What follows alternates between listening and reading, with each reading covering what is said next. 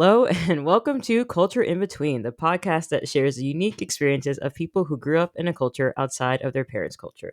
We are your hosts, Alyssa and Brianna, and in today's episode, we are joined by Christine, who has Trinidadian roots. Christine, thank you so much for joining us on the show.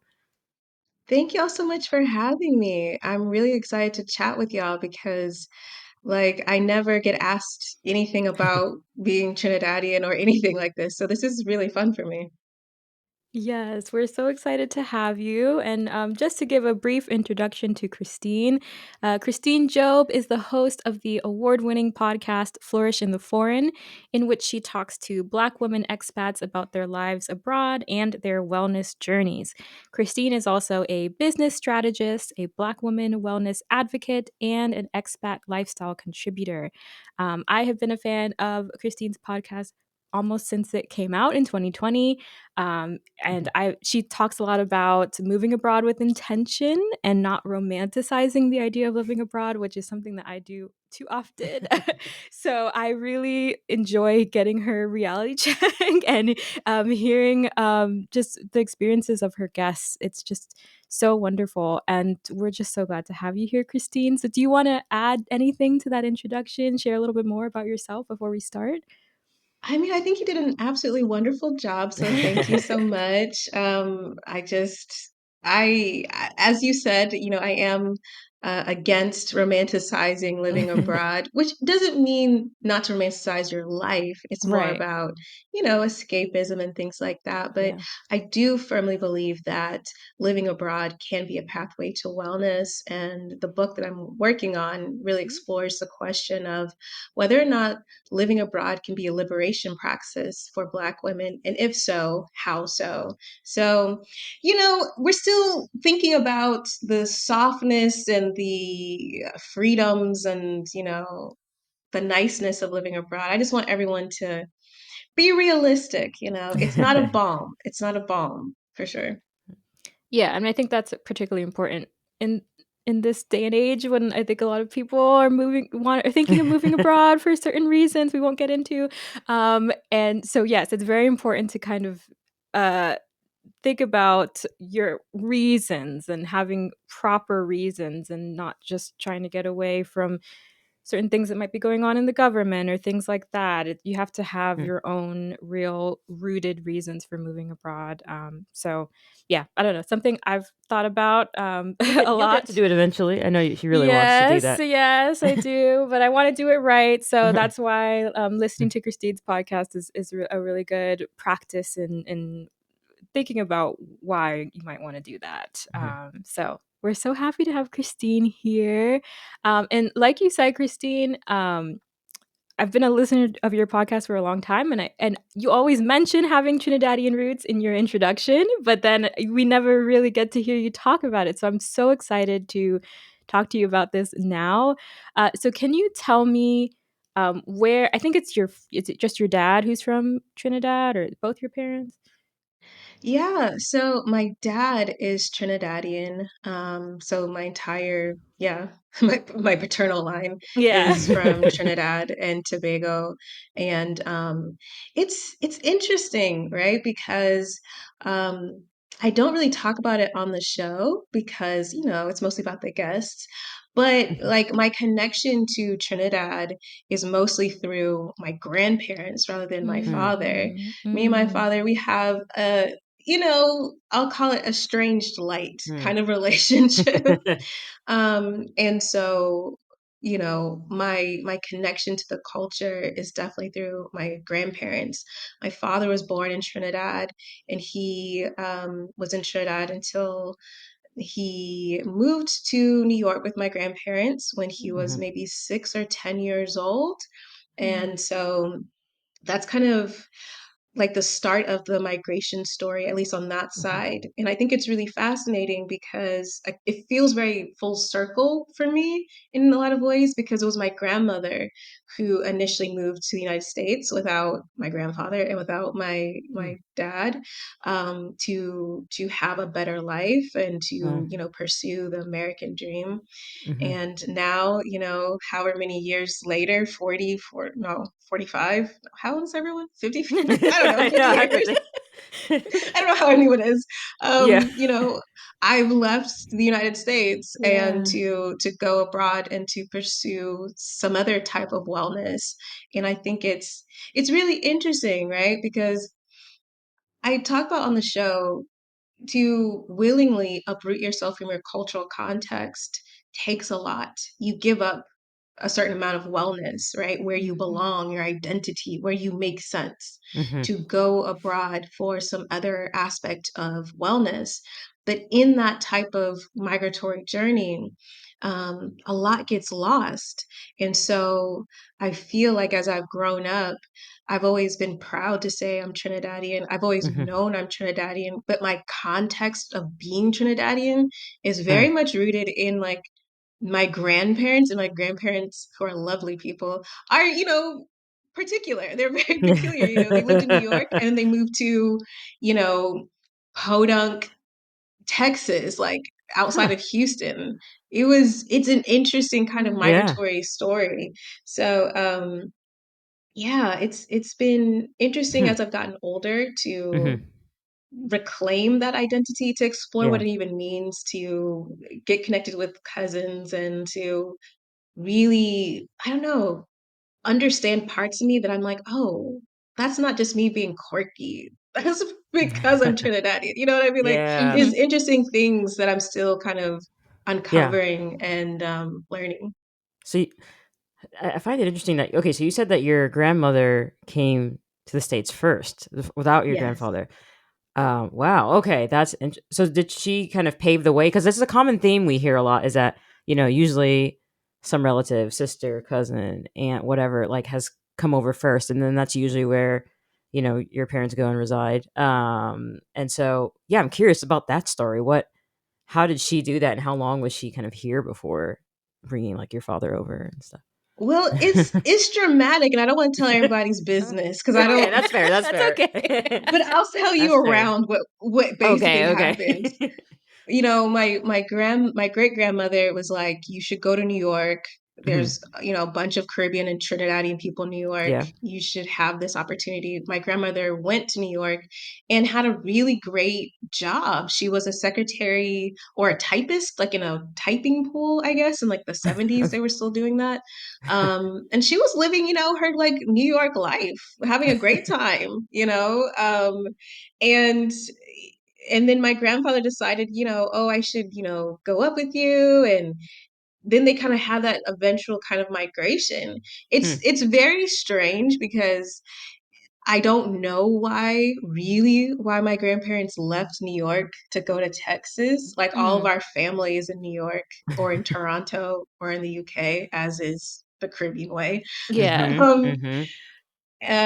I think that's part of like my deep family lore that I'm still like not privy to. And I'm like, I am well within my 30s. I deserve to know.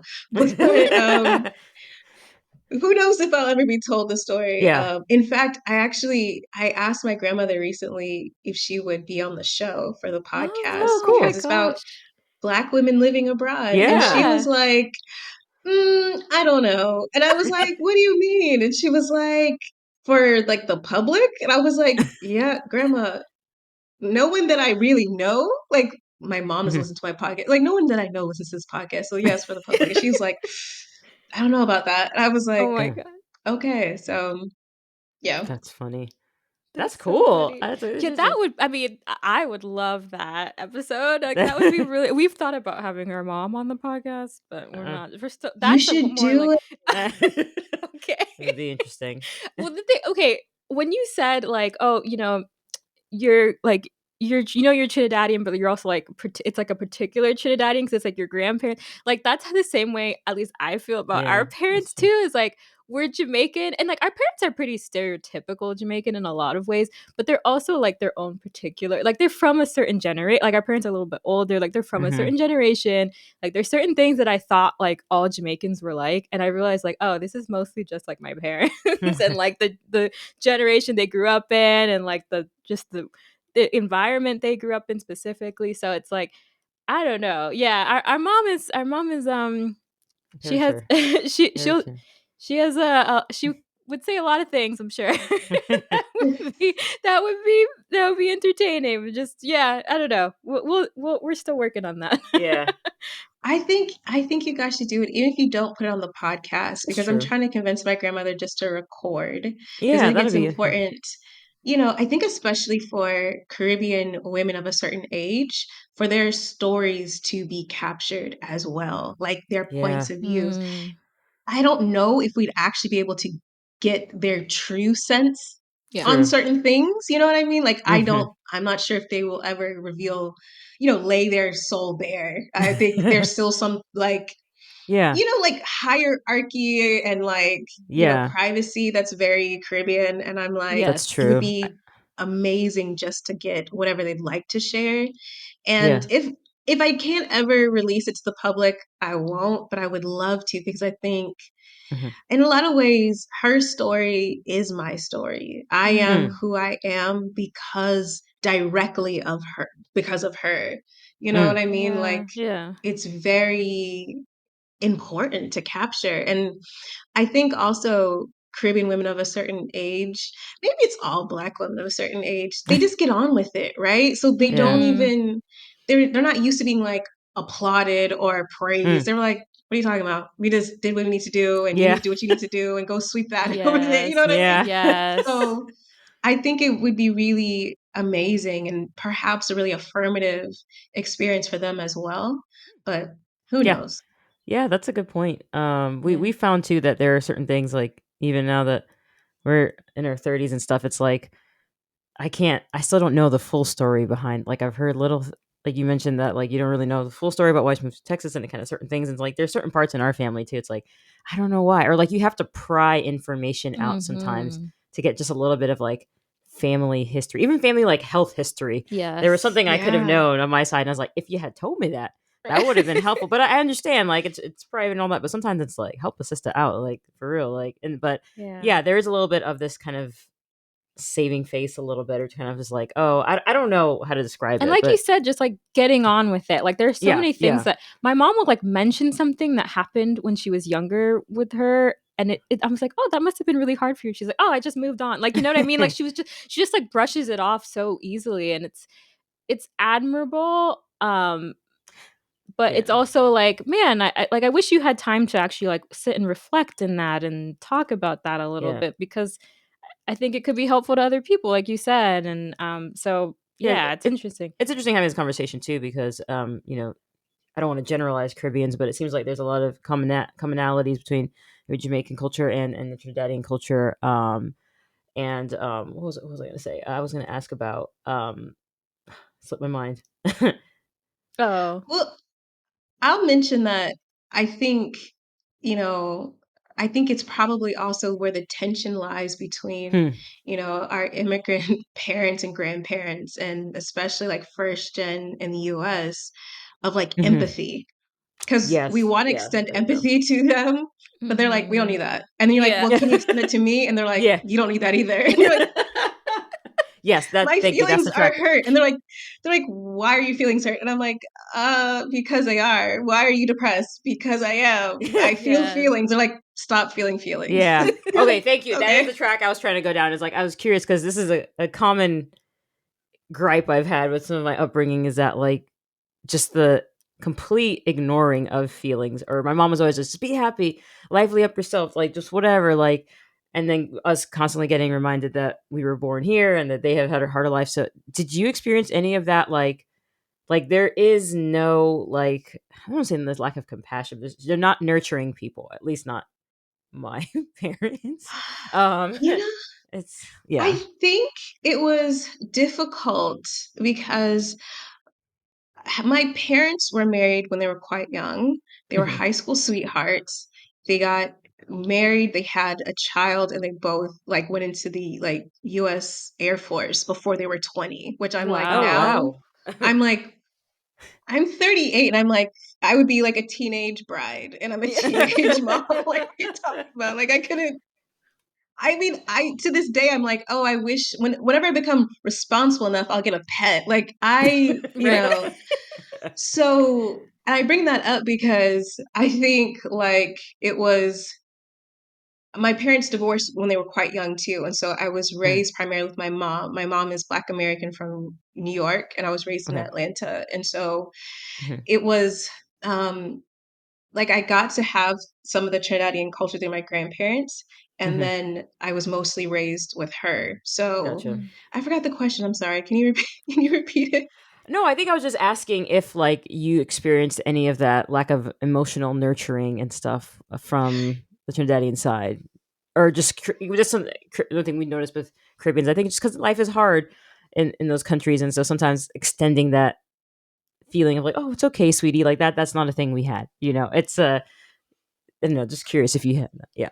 I feel like Caribbeans, and maybe this is all immigrants, like their love language is acts of service. So Yes. it's Yes. Yes, that's very Yes. like true. Very true. we feed you, You Yes. have a roof over your head. Yeah. you have a roof over your head. Yeah. Come and sit down and have like I made you a tea and some banana Yeah. bread and we'll do that. But my grandparents, I think they've chilled out as they've gotten older, but they Yeah. were strict. You Yeah. know what I Mm-hmm. mean? Like go in the backyard and cut down your own switch strict and have it on top of the Oh. have your switch on top of the refrigerator. Oh So wow. like Wow. they didn't play. And then Yeah. also my grandparents are very religious. Mm. Um, I believe like they're like what would be called like Kojic.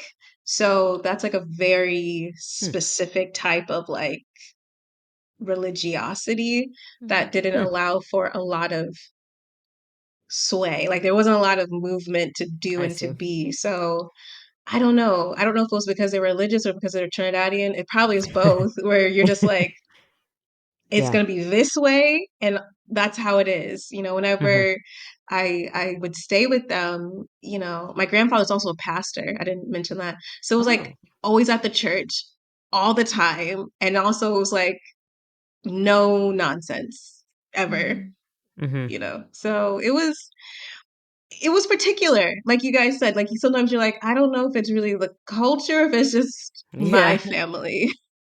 Yeah, for Mm-hmm. sure. Mm-hmm. Yeah.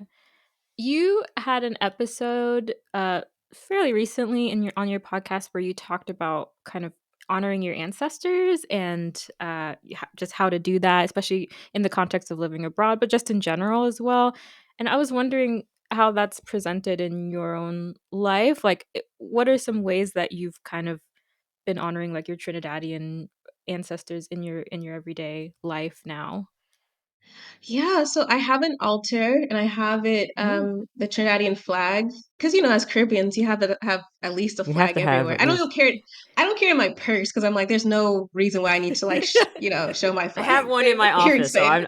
I'm with you there. I Where you might be like, wait, do I need to show you my flag? Like, wait, no, that doesn't do. happen here in Spain. There's No, no. nothing like that happens. So I have my altar and um, also my family on my grandfather's side, who they're from Tobago.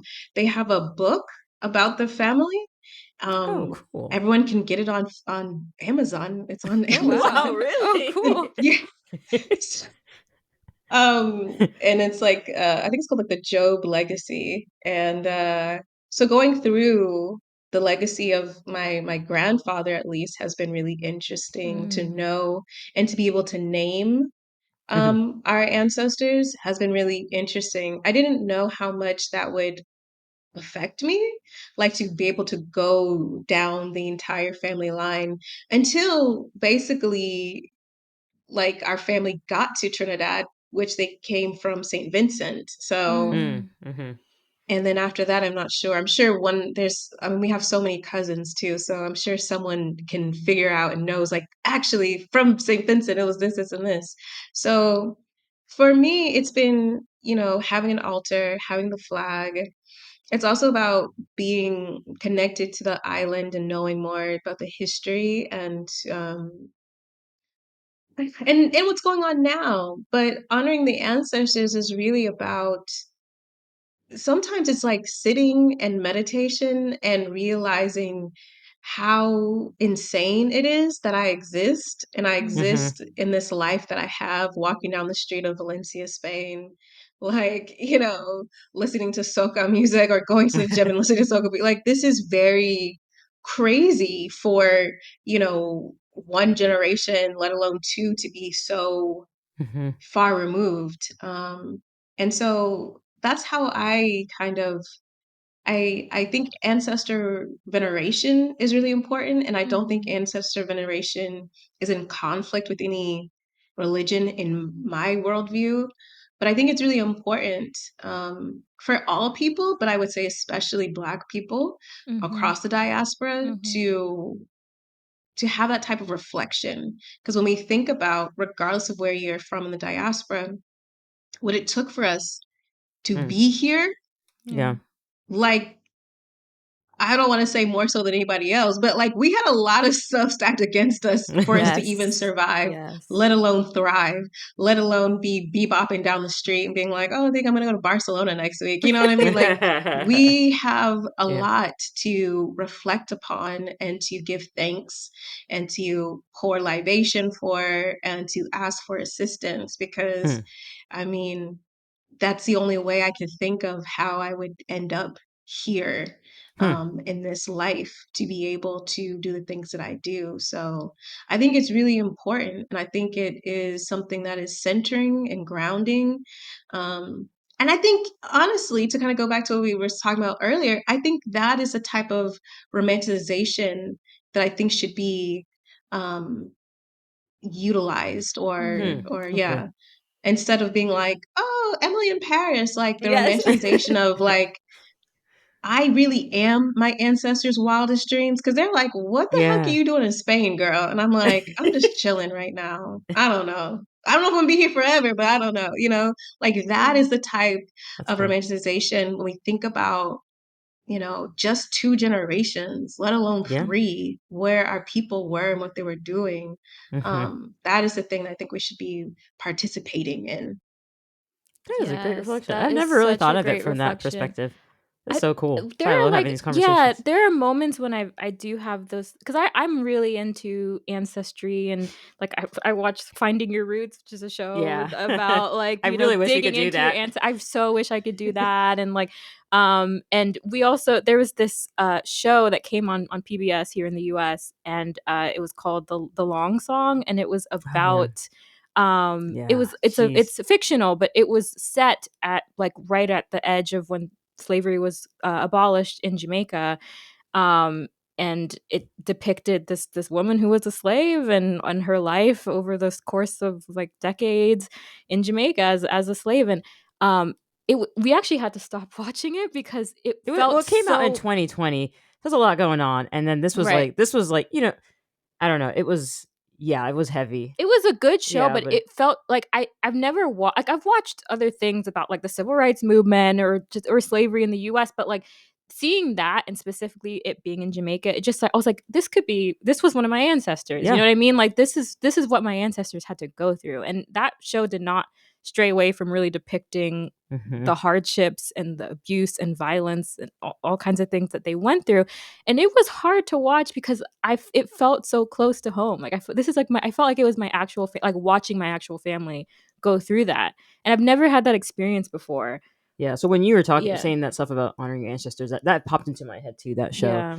And yeah, I think sometimes I can sometimes be like, oh, I don't know why my mom acts like this, and why can't she be? But like sometimes, like I think you said, it gives you more compassion and realizing, like, oh wow, like what they came from was actually, yeah, really difficult. So that's a good.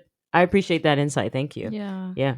Yeah. And like I think we all carry that with us. Like, it's Hmm. it's in us whether we like are Acknowledge it or conscious not. of it or Yeah. not. Yeah. Like, because my mom has said things sometimes where she's like, yeah, I don't know why like we're this way, like talking about like Jamaican people. And I'm like, it's because you guys went through a lot. Like your ancestors went through a lot, and your guys are still going through a lot. And like that's why you guys are as tough as you are, and like Hmm. kind of look at life the way that you do. And I just think that's really interesting, and something that, like you said, like we don't talk about that enough. Hmm. So yeah, Yeah. thank you for that, Christine. That was really That's great. cool. Yeah. um Have you ever visited Trinidad? Yes, I was gonna ask that. I was I curious. have, I Okay. have, and I didn't even go with my family, Really? which Okay.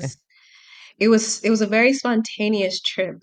Um, which is interesting, right? Like I started to international, yeah, I started my international travel when I was 10, and it wasn't to anywhere where there was Black people. Like my dad got stationed in Germany, and Oh, um, okay. and so I went to go visit him every summer for, I guess, until I was maybe 14, Mhm. perhaps 13. Um, and so that was my first kind of bit of international travel. And I would do other things like family vacation. I actually went to like the Bahamas before I went to Trinidad. And then it wasn't until um, I was in law school because my family didn't go back to Trinidad like that. They would Okay. go up to New York, and I think they would go to Toronto, but they wouldn't go back to Trinidad. Hmm. And so I was living in Miami, going to law school. It was spring break, and my roommate at the time was also Trinidadian, Hmm. and her mother lived on the island. She was like, "Why don't we just go to Trinidad?" And I was like, "For spring break?" And she was like, "Yeah, the tickets are this much." And then we went to Trinidad like two Love it. days later. And I what's up to my grandfather. I was like, "Yeah, I'm going to Trinidad." He's like, "Why didn't you tell me?" I was like, "Because I literally just decided." And that trip, oh gosh, I don't know if we have enough time. That was very interesting because there's Hmm. so much there, like Trinidad, like Jamaica, is a Caribbean island for the listeners that don't know, that is very multi-ethnic. And a Yeah. lot Mm-hmm. of people Yep. just think Caribbean are Black people, which I mean, Yep. okay, but it's not. It's really multi-ethnic. And Yeah. because it's multi-ethnic, there are, I think, systemic racial issues about who the 1% are, things like that. There's colorism. Hmm. There is, there's a lot of stuff, Um, but yeah, that trip it was amazing. I did things I would never have done. I mean, I had experiences that I was just like, okay, sure. Like it was really, really amazing. And then I gained like 10 pounds, 100%. Like I gained lots of weight because I ate so good. It was That's awesome. amazing. How long were you there for? Just kind of curious. Like, I think we were there for 10 days because okay, I so a good think amount of time. Yeah. yeah, because I think, I think we were like, we don't have to come back for class immediately. And we're like, yeah, no. So we skipped some days. We're like, we're not coming to class. So That's good though, because like sometimes when it's so short, you can't really get to experience it. So that's a good amount of time. Were you like in? Did you go as a kind of like a tourist, or were you kind of like in the city, like amongst the people? Because it's very different experiences depending on where. we did where not go as a tourist because as okay, soon as cool, we cool. landed, her her mom's boyfriend like picked us up. Mhm. We were immediately on like the side of the road getting food, getting Yes. doubles. Yes. Yes. My like family found me. They were like, "Where are you at? We're coming to get you." And I was like, "I've never met these people ever in my life." And my grandfather was like, "And get in the car." And I was like, "Okay," getting in cars, Yeah. going to see aunties that I had never met. How about this? Meeting people who my grandparents called them one name, and then someone introduced me to, and I'm like, "Who is this?" And my grandfather'd be like, Mhm. "Oh, you saw, Judy or whatever," and I'd be like, "What? That's not what her name is? Like, Yeah. what are you Yes. talking about? Like, I don't know Yes. Yeah. anything." Um, Yeah. seeing family member that just would give me money. And I was like, I don't need this money. They're like, here's some money. And Uh-huh. I had the local experience. I That's just was awesome. getting in the That's back of good. cars. I get on Yeah. bus. I went and got my eyebrows bladed in somewhere. I was like, we were in the thick of it. That's I That's awesome. was I good. was in the hood. I was over on the beach. I was Oh, everywhere. And I was just like, I assumed I'd be all right at some yeah, point because exactly. I left my friend because she was like, okay, I'm gonna be with my mom. I'm like, okay, and she's like, where are you gonna be? I'm like, I don't know, girl. I'll text them. And I was off with like my cousins for like a couple of days, and then I came back, and I was just like, I That's made it. I funny. mean, Yeah. so I think that's really funny. Yeah. That I think that's the best way to experience it is like Yes. go in and experience be amongst the people. That's usually how we go. And that's funny. I think the cool part about Caribbean culture is that like the family aspect, right? Like you saying you met relatives you'd never seen before, but like they welcomed you and it's Yeah. like feed you and do this, and it's like that's pretty cool. I think that the sense of community, I guess I would say, that they have there. So that's pretty neat. That's cool. Yeah, yeah, no, that it's yeah, just family that you've never met treating you like they've known you forever. It's just like Hmm. the one of the nicest feelings. And like, yeah, the Jamaican people are the same way. Like my mom will call up people that she hasn't talked to in like 30 years. Like Yeah. what like the other day when we needed to go to London, like she's like, "Oh, I have a friend in London. I haven't talked to her for like 30 years." But she like called her up and then now they're like talk all the Well, time. So it's like, yeah, the it's just name fun. thing too that you said, like referencing, you're like, oh, I don't know, like your parents referring to them as one name, and then you learn this is actually their real name or something. That's definitely something. It's like, oh, this person is named Pinky, but it's like, well, what's her real and so like you have things like that, and it's everyone has a nickname. Yeah. Yeah. I Yeah. don't know. That's Yeah. funny. That's just funny. Well, cool. Uh I'm glad you got to visit. That's yeah. a good experience. Yeah, and you mentioned that like your I think your grandfather's side is from Tobago more. Can you kind of talk about because I feel like when we talk about Trinidad, it's always Trinidad and And Tobago, Tobago, right? but like we the Tobago side kind of gets like forgotten a little bit. So can you talk about kind of the difference between the two and that and just how they coexist in terms of being one country? Yeah, I think, well, most people don't know where Trinidad and Tobago is. So Trinidad and Tobago is off the coast of Venezuela for those of people who are like, wait, where? And it's like, it's Yeah. literally off the coast of Venezuela. Yeah. Um, Trinidad is the more industrialized island. It's where the capital is. Um, I guess Tobago, I don't know if Tobago's airport is international. Well, it's probably international, like Caribbean, but like if you're trying to get elsewhere, you Hmm. probably need to go to the airport in Port of Spain. Tobago is just lush and mountains and like jungle and just very peaceful. So if you think about where you would have carnival, you'd play mass like in Trinidad. And then after you are so sore and so drunk, you would go to the beaches of Tobago to like recover and to like get your Okay. life together before you go back home. So maybe like that would help people like to understand like the different vibes that are going on between the two islands. Okay. Yeah, that's great. So when you were in Trinidad, a common question we like to ask is like, did you feel like you fit in, or did you feel like you stood out? Like, oh, people are like, oh, she's American. Like, how did you feel? Or did you... I mean, when I opened up my mouth, they were Yeah. like, "What?" But some of my cousins are like, yes, they're Trinidadian. I'm used to the Trinidadian accent from my Hmm. grandparents, but some of them are like country. You know what I mean? Like there's Mm. Yeah, country Caribbean where I'd be like, "What are you saying to me?" yeah. And my cousins would get so mad at me. Especially there's one, she would get so mad at me because she'd be talking to me, and I'd just be like, blank. I'd be like, "Girl, I couldn't tell you what you just said to me. I don't know what's going on. I have no idea." And so, I think from appearance, because Trinidad is so multi-ethnic, so you Yeah, could kind of look like whatever and be yeah. Trinidadian, Mhm. basically. Hmm. Hmm. Though when I opened my mouth was an issue.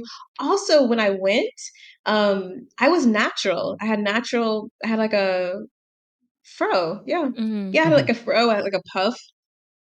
And natural hair movement hadn't hit, I would say, my cousins. Ah, So I my see. cousins saw me and they were like, "Girl, we need to do something with your hair."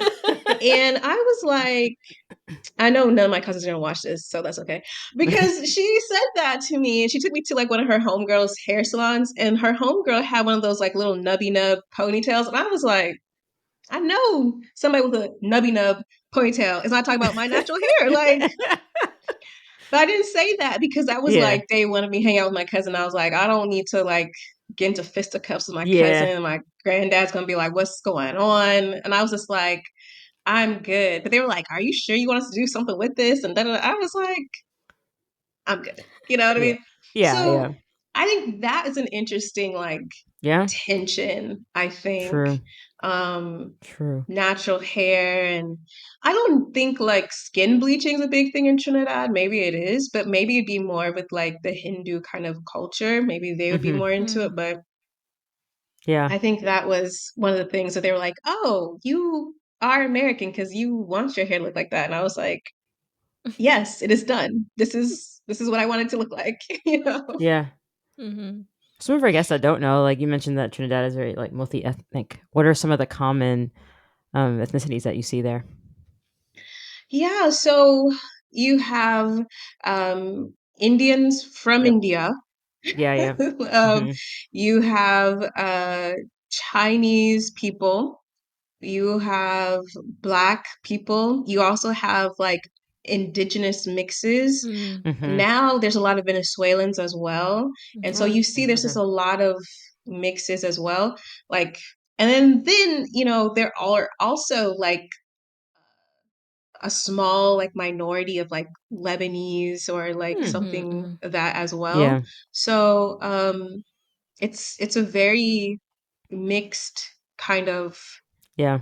country. I kind of feel like most of the Caribbean, Yeah. Yeah. maybe not all of it, but like I don't know anyone who's just like I'm just this. I'm like because it doesn't make sense. Like we all have some of this and some of that. It's just maybe more of Yeah. whatever than something else. Yeah. Yeah. I mean, I've seen definitely Indian was one that I knew about, but yeah, I Mhm. have seen. Yeah, Jamaica has Chinese too, and kind of like to your point you were saying earlier about like how a lot of sometimes people think people from the Caribbean are just like black, and Mhm. it's like no, like it. There's a lot of different like tell people they're Chinese Jamaicans, they're this, they're and people are like really, and it's I think sometimes at least for Jamaican stereotypes is like black with dreads and something like that's probably what they think whatever Bob Marley look like is kind of or whoever the biggest maybe public figure is from the country is kind of what people think. Oh, that's what Yeah. they all look like. Yeah. But I Yeah. think that's one of the coolest parts is that so much of the different ethnicities and stuff makes it really unique.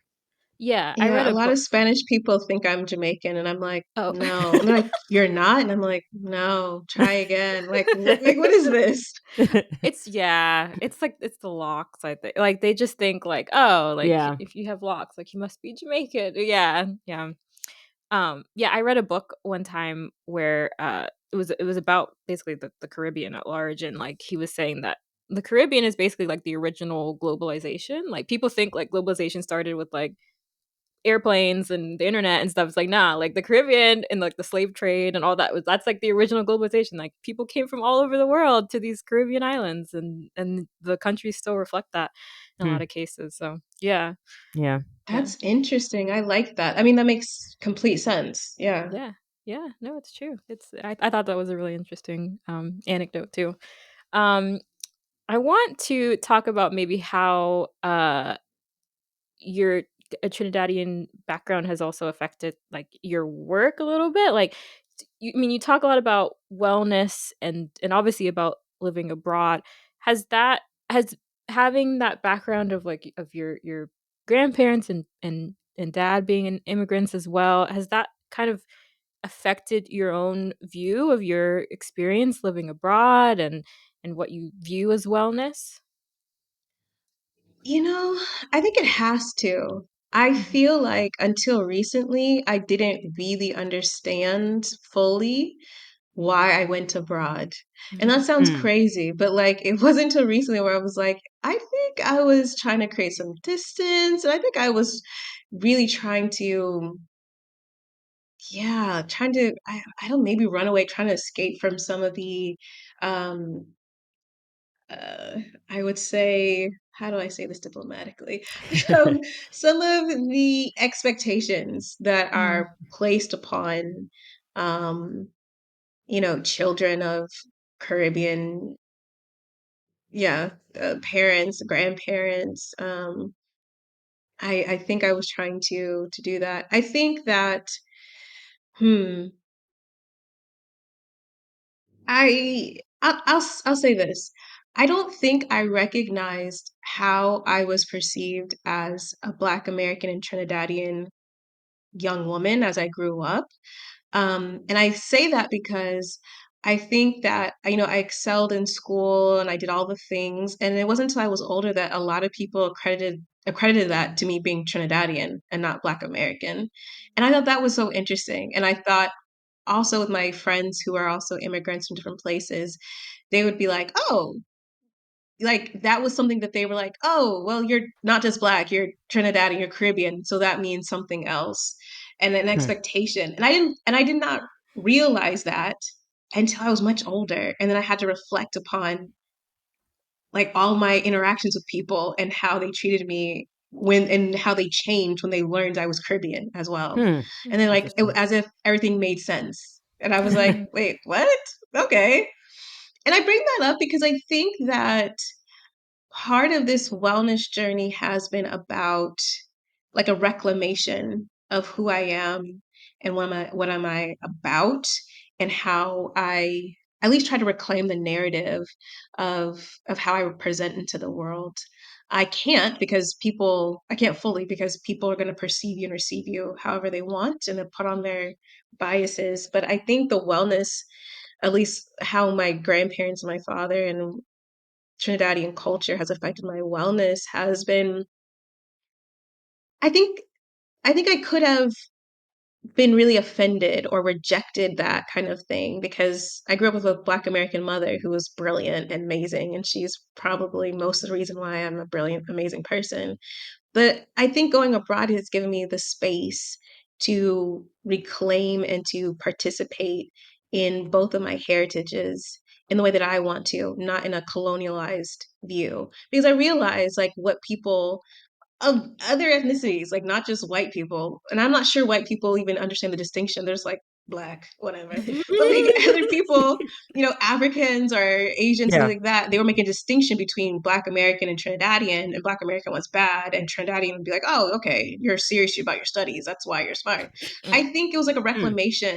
And I think it's strange because I'm like in an OG colonizer country, but I'm like, I think that the wellness that I have here is because it's kind of like, okay, negra, okay, you know what I mean? I'm left alone to decide what these terms mean, what these identities mean for me. And I don't have necessarily the pressure to conform all the time. I mean, I think within family structures, you have a lot of pressure to conform. If I went up to London and met up with some of my cousins, they'd be like, what do you mean? You don't know this or that, or you don't do this or that. And I'd be like, and yet I'm still Trinidadian. I'm still blood Hmm. related to you. So Mhm. I don't know if that answers your question, but for me, the wellness that I think I was always seeking, and I wasn't conscious of, has always been about reclamation of identity and of my time and of this life. Because I think also it's very common for immigrant kids to like sign over your life to your parents. You know what I Hmm. Mhm. mean? Hmm. Like, you want me to be a lawyer? I mean, my mom wanted me to be a lawyer, and I was like, okay. You know what I mean? Like, and my grandparents were thrilled because everyone's like, oh yeah, lawyer. It's very easy for us to sign over our lives and then just have like hidden lives and do that type of thing. And by totally going rogue, it was, very offensive to a lot of people. It was very strange. And it's a reclamation of me and this life and what I've decided to do. It hasn't been easy, and I haven't been sure of myself all the time. I'd be like, I don't know. But I think that is what being Trinidadian has driven me to do. And I don't know if that really makes sense, but that's Yeah. how I see it. Hmm. Yeah. No, that totally makes sense, especially like you said about like having kind of not wanting to like sign over your life to your parents, but like you said, there's like a lot of pressure Hmm. when you have immigrant parents or immigrant grandparents. They want your life to go a certain way because they don't want you to have like as much hardship as they probably had, or they see like It comes from good intentions, I guess. I yeah, I think think a lot it. of times like they come to America and they're like, wow, you have so many opportunities, Hmm. like take advantage, like you can make so much money and do this and be successful, and then like at least for me it's like, no, I want to be a singer, like, you know what I mean, like it's just I think that's like unfathomable to them that you would choose to Yeah. like you would not choose to take advantage of like, you know, just being some successful business person or lawyer or whatever, because they're like, you can do that here, and like maybe didn't have those same opportunities where they came from. So yeah, I get it, but it is a you do have to kind of like claim your own life and try Mhm. and find out who you are outside of those kind of expectations. So was being a lawyer something that you actually wanted to do, or was that something that you felt kind of steered to do? And then like how did your family react when you decided to go rogue, as you put it? I don't think I ever wanted to be a lawyer. I think I just did the things that my Yeah. parents expected. Like, Mhm. I don't know, did I want to go to college? No, I'm not sure if I wanted to, but I did because that's Yeah. what's expected. Yeah. And that was a really tough journey for me because being in law school, I was in law school in Miami. My mom had gotten diagnosed with breast cancer No. maybe like a month before I had left. And so I was dealing with that. And then I don't come from a family of lawyers. So it was also very interesting because I was like, you guys want to be a lawyer, but like, where am I going to work afterwards? And they're like, just go to law school, you'll figure it out. And that's tough as well, Mhm. you know, being the first person in my family to ever go to professional school. That's like a big deal. And I went to law school and I did the things I was supposed to do. I got so many internships. I interned with a federal magistrate judge. I interned with Zumba Fitness. I did all the things to try to figure out like where I fit, and I just didn't. And I was just like, I don't want to be a lawyer. I have the capacity to do it, but I just didn't want to. And that was difficult because maybe if I was a courageous person and I was a self-aware person like I think I am now, maybe I would have dropped out of law school in my first year, which is crazy to even say. And I'm like kind of nervous that I just said it out loud. But it's like maybe I would have, you know, because like also like we don't quit things. So it's like that's Yeah. not an Yeah. option. Um and maybe I would have because I've been like, this is not what I want to do, but I didn't. And I did all the things I was supposed to do. I became president of my law school Oh. class. Only the second Black person ever to do it, which should have been a red flag. Like it was clearly a red flag. Um, but by the time I got out of law school, just dealing with, you know, my mom's illness, not really wanting to be a lawyer, but also the politics of being in student government, which Yeah. sounds ridiculous to say, but it was horrific. When I think about it now, I'm like, why did you put up with any of that nonsense? Um, I was burnt out and I definitely knew I didn't want to be a lawyer. I was quite angry with like everyone and everything. I did not want to graduate, go to my graduation. My mother was like, you absolutely will. Like Mhm. you will do that. Um, and so I did, but you know, instead of getting a legal job or even taking the bar, I joined a startup in downtown Miami. And, you know, people are like, okay, you have a job, but everyone's like, but you're gonna stop playing around. You're gonna be a lawyer. You're gonna do this. And I was just like, no, I just didn't want to. And it was like Mhm. the first time in my life that I allowed how I felt to really like reign supreme. Mhm. And Mhm. perhaps that has been a little bit foolish and petulant because I still kind of operate like that now, like 14 years later. But it was just like a taste of like, I can do whatever I want in my life. And I don't think I knew that. And I was obviously an adult. I graduated law school when I was 25, 26. Um, but it was the first time that I was like, no, I'm not going to do anything. And, you know, no one's going to come after me with a switch or no one's going to punish me or, you know what I mean? Like all Yeah. these things that I think are like subconscious. And after I did that, you know, I was like, oh, I'm going to continually do whatever I want to do. My family was disappointed. And that was hard to deal with Yeah. because I had never disappointed them before. You know, I mean, I wasn't allowed to go to parties when I was in high school. Like, you know what I mean? Like, I wasn't doing none of the stuff at all. And then when I did the stuff in college, I had enough brains not to, to keep on the DL. You know what I mean? Like I wasn't a disappointment to my family. And to go from something that they like, call the aunties about and da da da Yeah. to being like, what are you doing? Get your life together. Like that was really difficult Yeah. to deal with. And I think is probably more damaging than I would have wanted to admit, and took a Mm. while for me to recover and to learn that to live the life that I wanted to live, I had to be okay with disappointing people. I had to Mm. be okay with people being for people not getting it and just being like, "Oh, you could have been da da da." And I'm like, and I'm not, you Yeah. know. Yeah. So, yeah, I still think I have a lot of family and friends who are like, one day you will stop playing around. You will come back to Atlanta and you will be a lawyer. And I'm like, wow, you guys are delusional, but okay. Holding on. Yeah.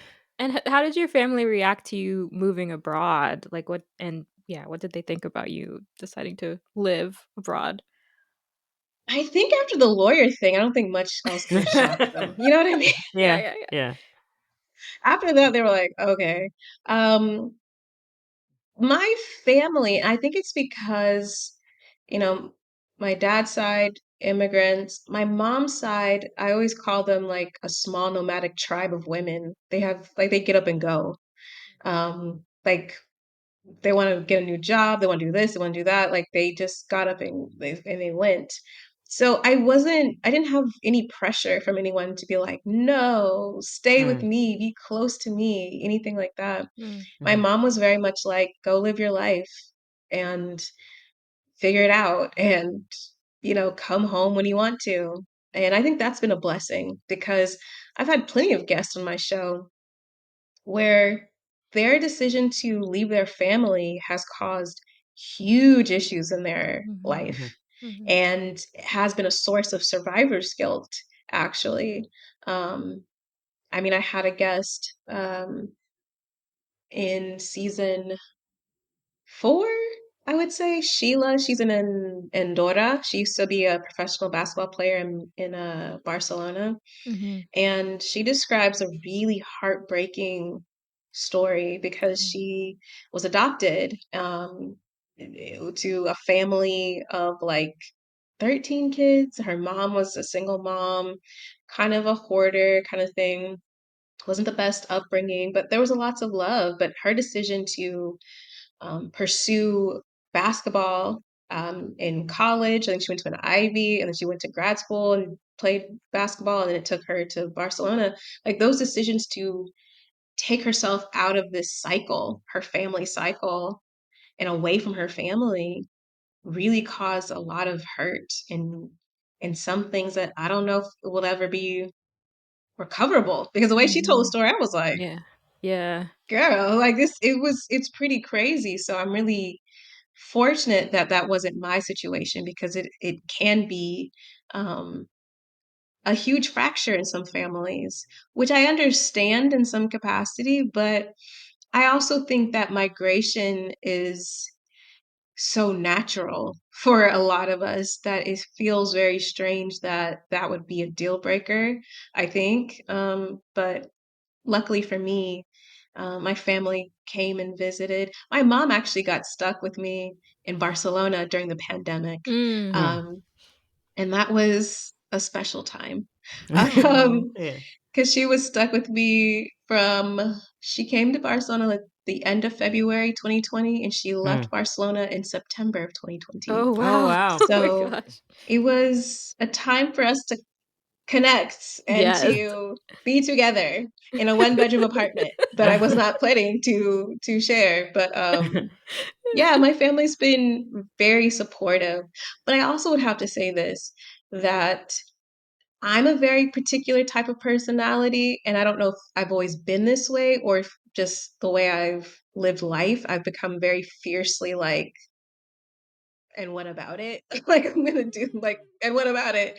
And I think my close family gets that, and I think they're similar too. So I haven't had anyone really press me about a lot of my decisions for many, many years because I'm like, it's not really a conversation, and I'm not sure if they really want to go there with Hmm. me about Yeah. it. So Yeah.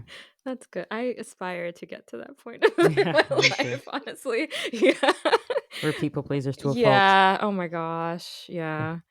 Um, before we get into kind of some fun light questions, I did want to ask too about now that you are living abroad and I don't know if you consider yourself. I know there's like a lot of controversy about whether to call yourself an immigrant or an expat, like just the terminology, but um as someone who has lived abroad for a while, has that kind of changed your perspective on your grandparents and your dad's experience as immigrants in the US? absolutely. And I consider myself an immigrant. You know, Mhm. I moved myself abroad. No cushy corporate Yeah. job Yeah. um that's like temporary. I'm like, I wish that would be great, you know. Put me up in corporate housing. So I consider myself an immigrant, and I do think so because what I recognize is that um there is it's a conscious decision to stay someplace. And I think people don't recognize that. To be outside your cultural context can be very traumatic. You can create community, you can find your rhythm and things like that. But it's a very exhausting experience to be an immigrant, no matter how well you know the language or the customs or anything like that, because you are constantly surveying something that is just strange and foreign to you. And then you're constantly having to reconcile the things that you're seeing and you're experiencing, and you're like, this is Spanish, yes, but I am, you know, this. And so it's like you're constantly trying to reconcile whether to take offense or whether you think it's weird or things like that. And also you have to look around and say, "Oh, I'm choosing this." It's a different type of feeling. When if I was in Atlanta, I could probably say, "Yeah, I'm choosing this," but not really, because you know I grew up there. Da da da. But like I'm choosing to be here. So when things are hard or annoying or strange or like weird or whatever, Mhm. I'm like, "Oh, I'm choosing to be here. I'm Mhm. choosing to be here." And it requires so much energy Mhm. to be present because it kind of forces you to be really present in your life a lot, to switch between languages, to just it's a lot of energy. So I could imagine it's just like exhausting to be an Mhm. immigrant, to constantly be going between worlds, whether it be language or just culture, Mhm. um, like constantly doing that. And so I can definitely empathize a lot to be like, it's very strange. You Mhm. know, some place can feel very familiar and you're like, yeah, I know it. But then inside you're like, it's not all the way me. It's Mhm. Mhm. not. And something I was actually talking to one of my homegirls recently, I was like, the funny thing is that the longer I stay abroad, this will be my 8th year, the more I feel Trinidadian and the more I feel Southern. Like these Mm. feelings, Hmm. I just feel very like I'm not just American because what does that even mean? Like, I feel these two identities very strongly Mhm. now, more and more. And so, and I don't know what that's about or what that's going to do. I don't know, but I can definitely empathize with just the amount of energy and how exhausting it is to live between worlds and to have to do that type of check-in to see, is it worth it? Is it still worth it? Mhm. Are you sure? And you don't necessarily have to do that when you don't leave your home country. Yeah. Yeah, absolutely. That's true. All right. Well, we always like to kind of end with some kind of fun, lighter questions at the end here. So, my first question, and it's okay. This is always a difficult one, but hopefully you have an answer. Do you have like a favorite expression or Trinidadian saying? Hmm, I don't think it's Trinidadian. I think it's what my grandparents say. But Oh, yeah. I think something that's just like probably Caribbean. It's not exclusively Trinidadian. I think it's just like kissing your teeth or sucking your teeth. I Oh feel Yes, yeah. like yes. I do that and I'm like, because they don't really do it here in Europe. So they're Right. like, Mhm. what are you doing? And I'm like, I'm over this nonsense. Yes, You know what I yes. mean? Like that's what it is. I'm like, I'm over it. And they're like, why are you making that noise? I'm like, because that was your warning. That's the warning before, the good cussing comes out. So yeah, not much of a saying, I would say. It's just yeah, Okay. kissing your teeth. That's a good one. That yeah, we yeah, Jamaicans obviously do that as well, and yeah, that is it's just like and I just do that naturally now. It's just like a yeah, when you're frustrated, that's like my first Hmm. action. Yes. What are some of your favorite foods? Trinidadian foods. Yeah. Oh God. Everything. I I love know. everything. I love everything in Trinidad. There's nothing that I don't like. I love doubles. I love doubles so What much. is that? I actually don't know what that is. Oh gosh. Okay. Doubles is you have like a small, I guess it's like a small roti, but I don't think it's Okay. actually roti, but it's like that. And you have chana, so you have a garbanzo chickpeas. It's like a Okay. sweet chickpea sauce, and you can have different types of chutneys or Okay. salsas on it. And it's like street food. You just, fold it up and you eat it, and it's so delicious. It's everything that's good. And it's all like maybe you get like three for maybe 5 US or something like that. I love that. I love everything, because I'm sure you guys, in Jamaica, you've had like Chinese Jamaican food. And I Mhm. think like that fusion is amazing. And so we have that as well in Hmm. Trinidad. So I like everything. Like everything, everything whenever I go to Trinidad. I think that's why I gained like 10 pounds. And I was like, oh, I've got to stop eating, or I need to stop having like 7 doubles at a time. So I'd be like, no, I need more. I need more. Anymore. Yeah. That's awesome. Yeah. Um Doubles. Okay, cool. Learn something. Did you know y- about doubles and I just I've didn't? heard of double and yeah, I Okay. generally like knew about it. Sounds good. Yeah. And our mom's been making like this like it literally is like this bag that she gets at like Whole Foods or something. It's like Trinidadian chickpea something another, and like Really? she'll Oh, make it. Yeah, I I don't haven't know. seen She's that. been like making that lately because like she had my mom. Oh yeah. We grew up in Auntie Vet. Miami, so like we have yeah. There's like all kinds of Caribbean people there, and like my mom has some really good Trinidadian friends, especially one Yeah. really good Trinidadian friend who she like yeah gets a lot of Yeah. like Auntie things Vet, from. who's not So our aunt. Do you guys do that too? Or is like it's this person's aunt this, but it's like they're not really our aunt. It's just like a family. Everyone's an auntie or Yeah. uncle Yeah. because I think it's a sign of respect, Yeah. Yeah. like you just say uncle, auntie. I mean, even like my mom, who's Black American, I have aunties and things like that. But I think like in the South, instead of saying uncle and auntie, you just say like Miss and Mister to everyone, like Mm-hmm. Miss Joe, Miss Josie, Yeah. Mister Tim. So I think that's why we always say just like uncle, auntie. Yeah. That's true. yeah, yeah. That's true.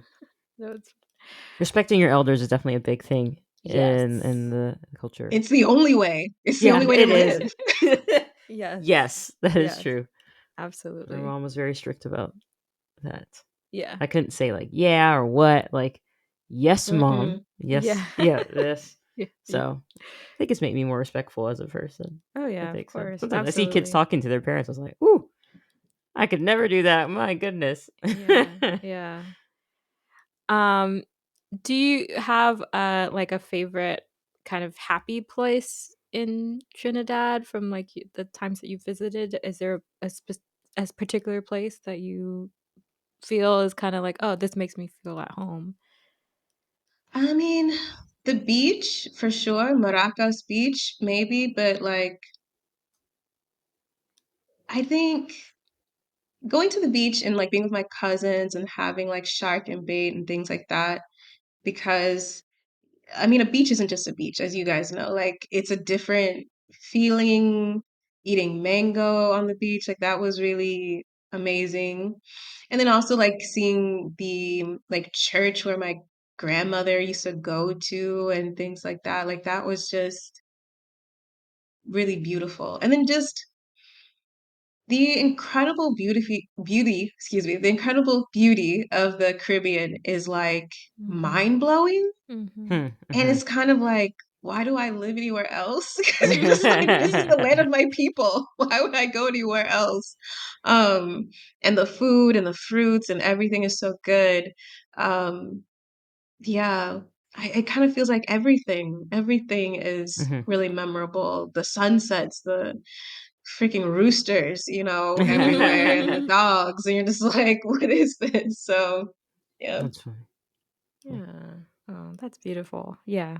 I've always, I appreciate like the raw beauty of Yeah, like that's true. in Jamaica. It just feels like everywhere in the US feels like it's it's being built on. You know what I mean? Like everywhere you go, it's like Mhm. any little plot of land is like there's a sign that's like for sale or it's being built on. And so it's like I really appreciated that about Jamaica as well. Is that like there's just a lot of just raw beauty, like no one's trying to build on it. It's just there. It's just existing. And it's been there for a while and it's just Mhm. that's really beautiful. Um yeah. Yeah. Yeah. Uh well, Christine, thank you so much for being here. We This is really, fun. really enjoyed talking to you. Like, yeah, I feel I like got I some great yeah, like I feel like I got reflection things I need to. educated. Yes. I gained This a is lot of good. insight. So thank you so much for sharing your wisdom with us. We are so grateful to have you here. And yeah, Where can just people find you thank you. online? Oh I my gosh, guess. yes. No, we want to ask that. Yes, where can people find you before we go?